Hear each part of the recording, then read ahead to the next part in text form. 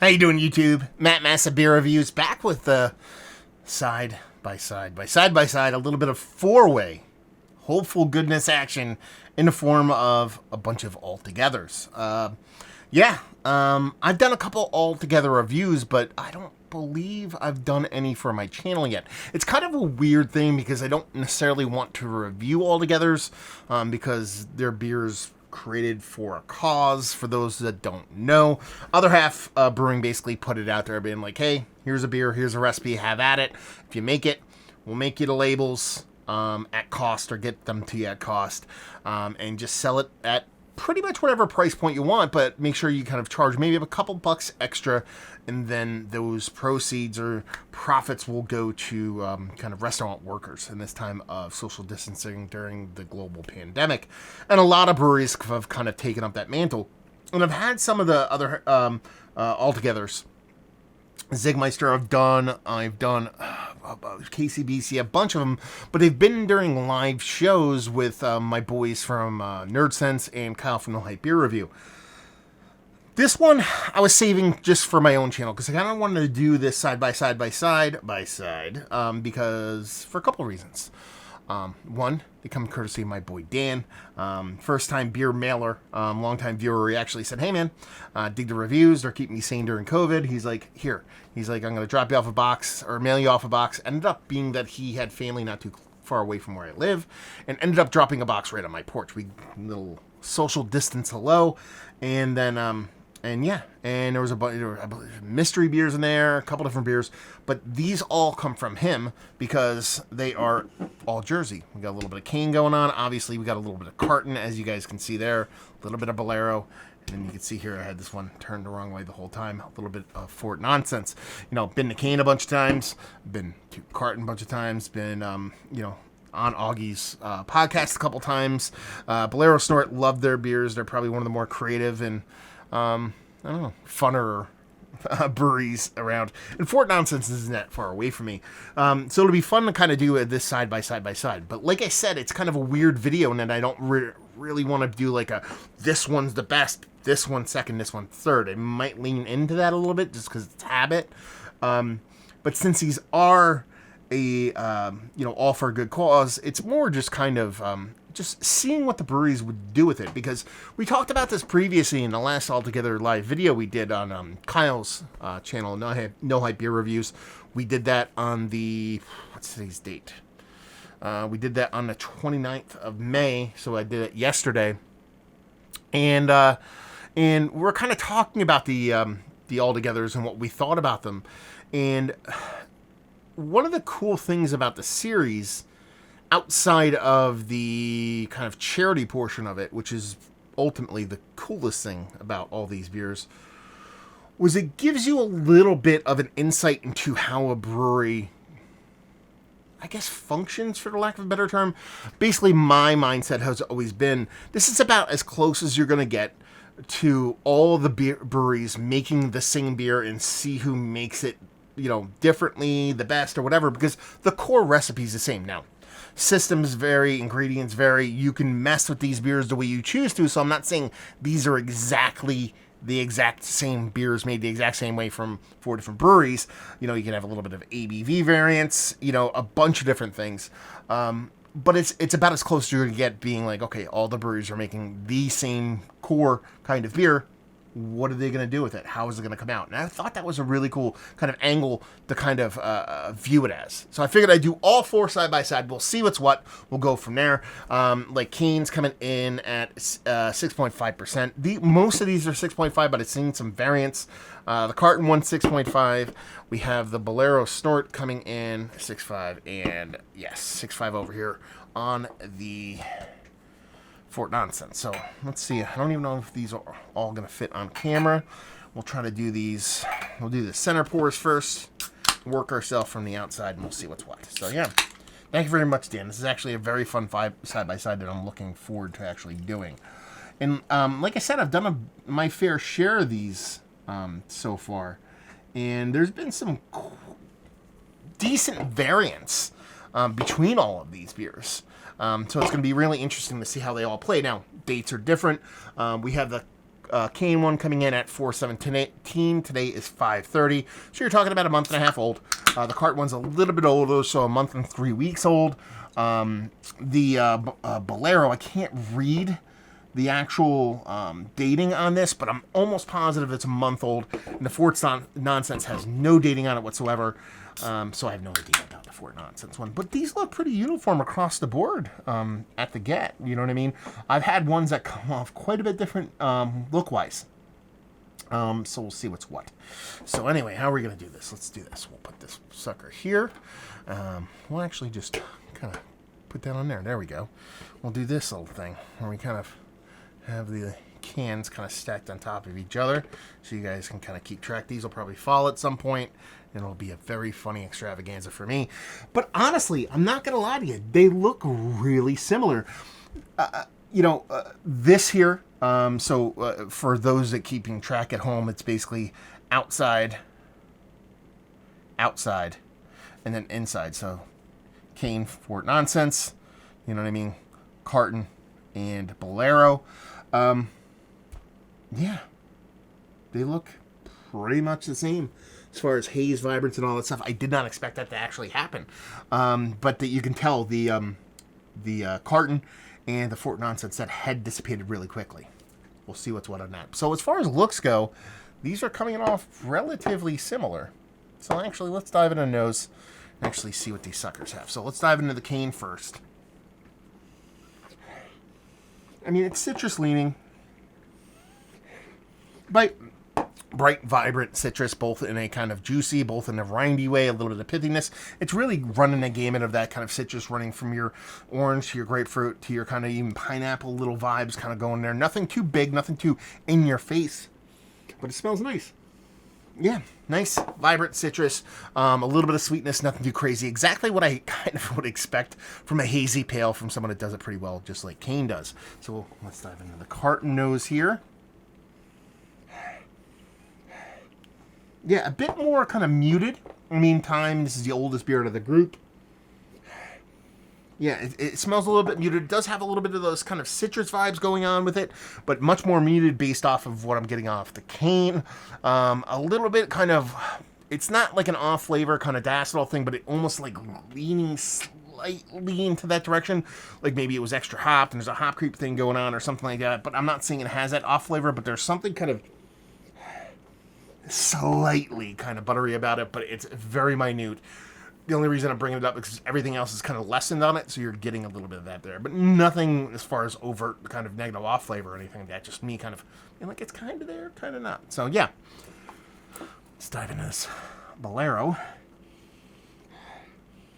Yeah, this is, I mean, it is the freshest, and it's probably the most vibrant from a green portion of the show. Not that that's overtly green, but the hot presence here, a bit more aggressive, but the uniform thing I'm getting across all three up to this point is that citrus. It's all leaning citrus.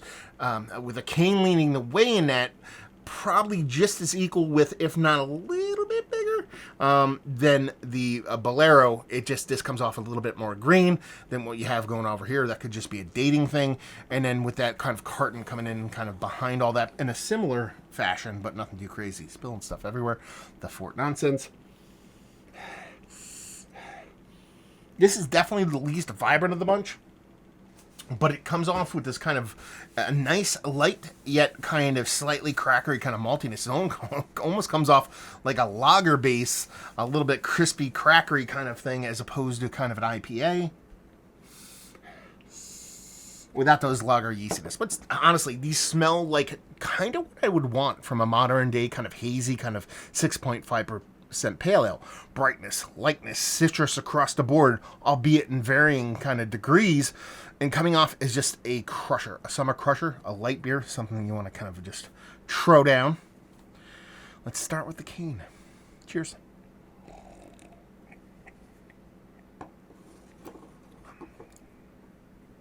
This is going to sound very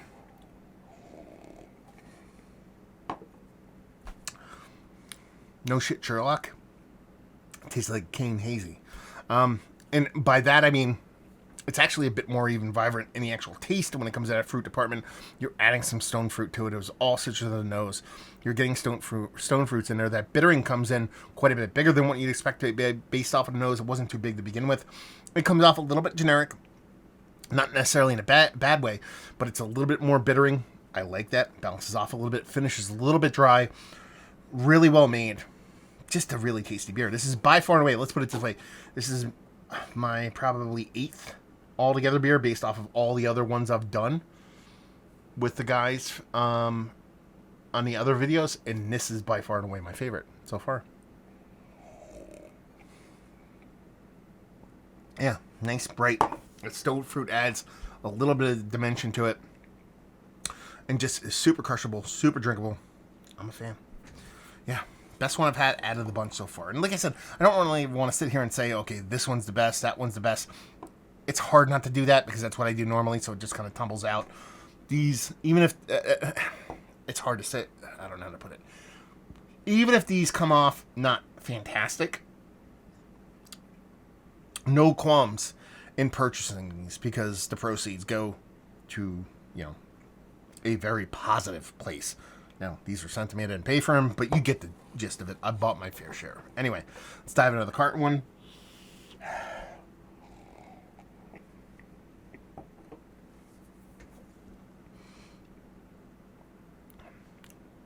Yeah, I mean, it literally follows the nose. This one, like I said, got a little bit more vibrant.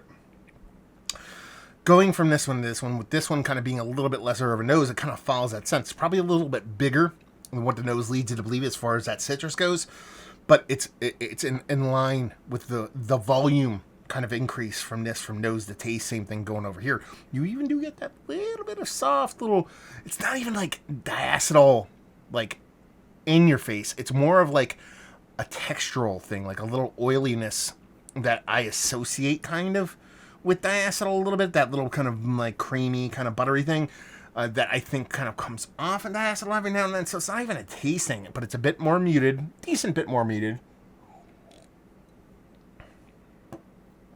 Then the Carton drinks a little bit thinner. Carbonation is fine, but it's like almost like a slightly lighter version than over here. Now you're talking about, a week and a half kind of difference as far as brewing and canning. I think Augie's Cartons altogether might be the first altogether actually out of the chute of all the breweries, but it's still pretty damn tasty stuff, especially for being 2 months old for a relatively itty bitty beer. Let's dive into the Bolero one. Cheers.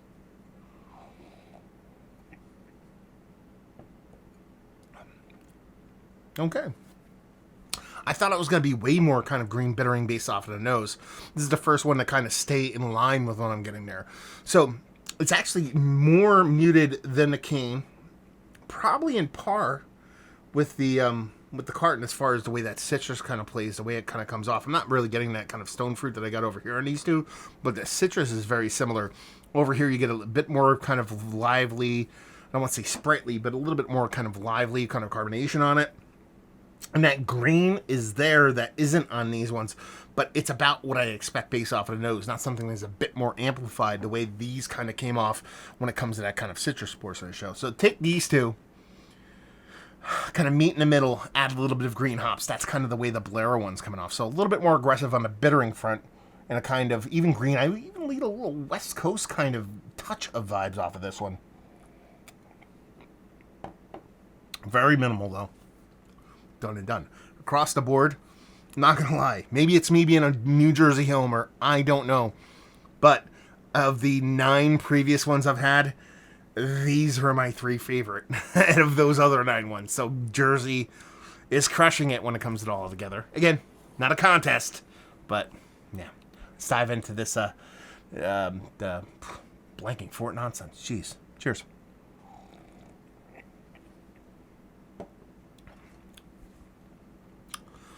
That's not too bad. I mean, it is probably the most muted of the 3. And it does have a soft little... Let me dive in on one more time.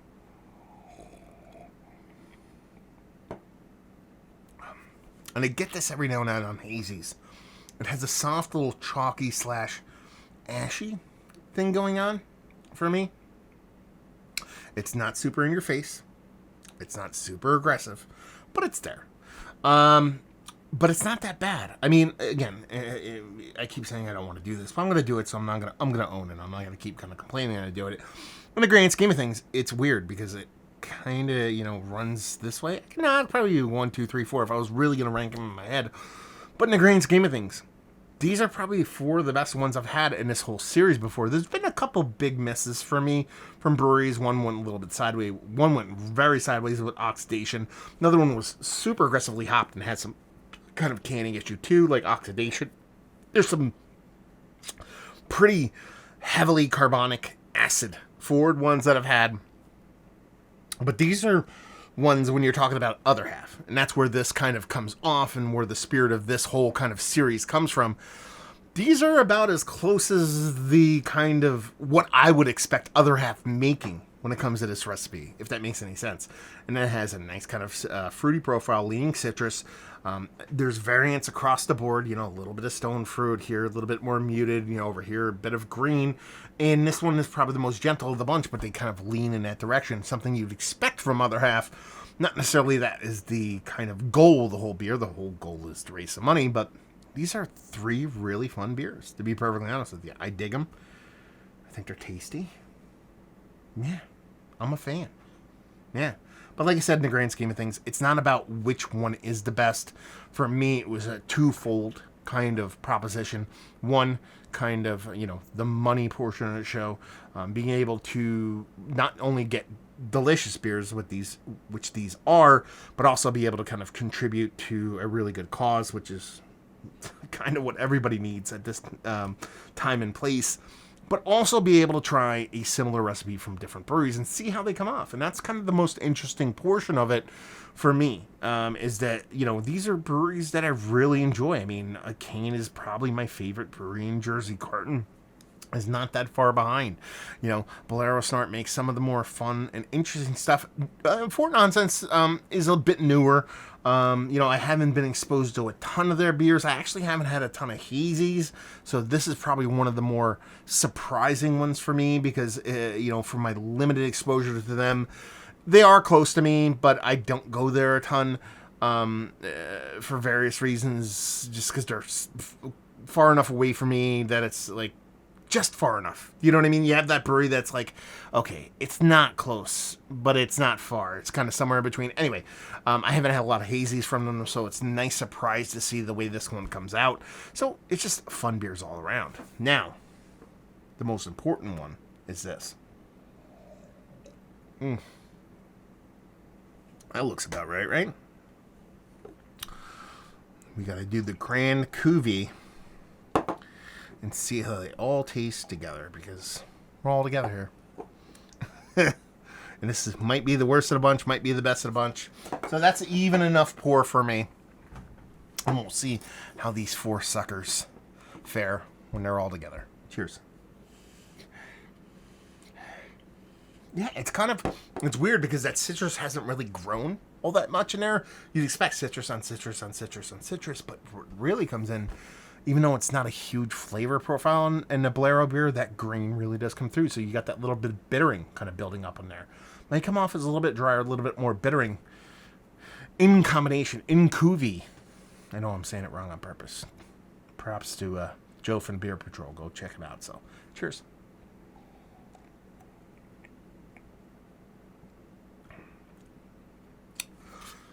Okay. I'm not going to say I like this one the best. Actually, it's probably Bolero and Kane are by far and away. I don't want to say by far and away. Are my favorite of the bunch. What this ended up being, though, is a very crushable, dangerous beer. I mean, 6.5%, not all that dangerous. Ends up becoming way more drinkable. It kind of mutes a little bit of that kind of chalky ashiness from the Fort Nonsense. That kind of mouthfeel, acidyl thing that I was getting from the Carton one is not there. But you're getting a little bit more bittering across the board than you got from each individual beer, sans the Bolero.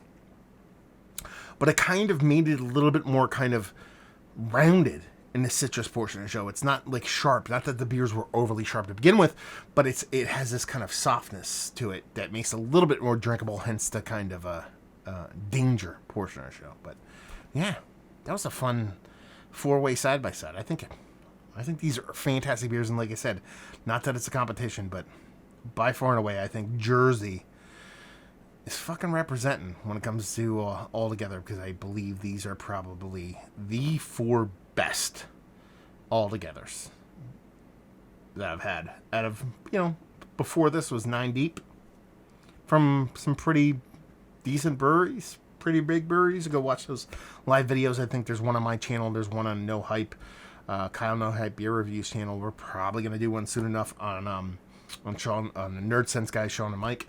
But yeah, awesome stuff. By far and away, some of the better ones I've had, and that's a great thing. Jersey represents, son.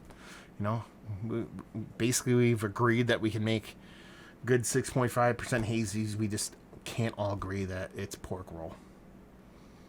Yeah, it's not Taylor ham. It's not. It's pork roll. It is. You want to fight about it? Anyway, so there you go. I'm not going to go through if you like this, if you like what, if you like this, that, and the other thing.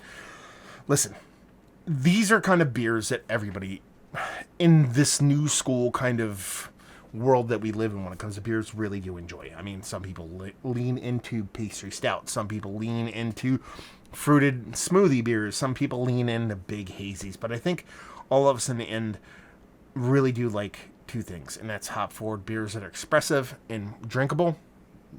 You have that going on here, and for a good cause, and that's where these kind of fit in. So,